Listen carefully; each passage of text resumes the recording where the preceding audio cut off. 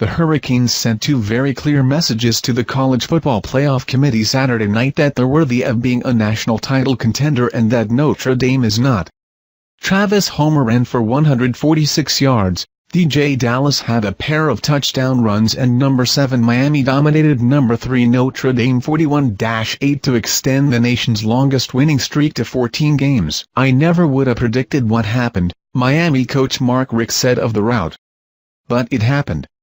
Malik Rosier threw for a touchdown and ran for another for the Hurricanes 9-0. Number 7 CFP, who forced 4 turnovers for the 4th consecutive week and handed the Irish their second-worst loss in the history of the Miami-Notre Dame series. Only the 58-7 Miami romp in 1985 was more decisive. "We didn't see this coming," Notre Dame coach Brian Kelly said. "Obviously, we felt we were prepared to play at a high level. We did not, and it came on the day that Miami clinched its first trip to the Atlantic Coast Conference Championship game."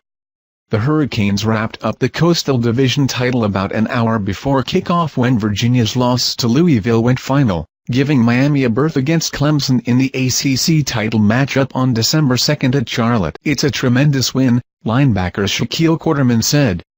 "It's a tremendous moment."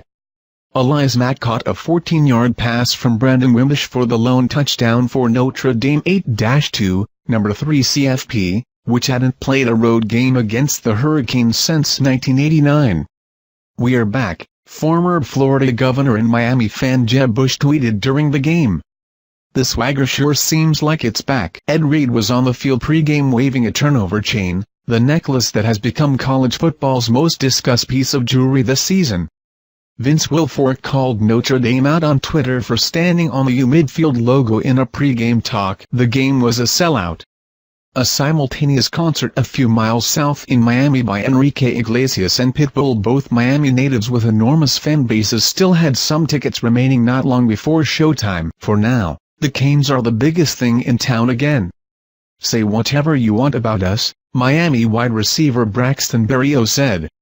"But at the end of the day, we're going to make you respect us." Berrios made a diving catch for the first touchdown of the night, then ran back to the Miami sideline with his hands clasped behind his back as if he was wearing handcuffs, a nod to the Catholics versus Convicts moniker from the 1980s that still makes the Hurricanes seethe. Rosier ran in from 16 yards out 88 seconds later after Jaquan Johnson got Miami's first interception of the night, and the Hurricanes were well on their way to the rout. Trajan Bandy's 65-yard interception return just before halftime sent the Hurricanes into the break leading 27-0, and Dallas scored twice in the second half. "Growing up right before our eyes," Richt said. "Notre Dame was out of sorts all night. The Irish changed quarterbacks in the first half, giving Ian Book a look after Wimbish, who predicted that Notre Dame would have a dominant victory, started 2 for 10 with 2 interceptions. And Heisman contender Josh Adams got nothing going, finishing with 40 yards on 16 carries.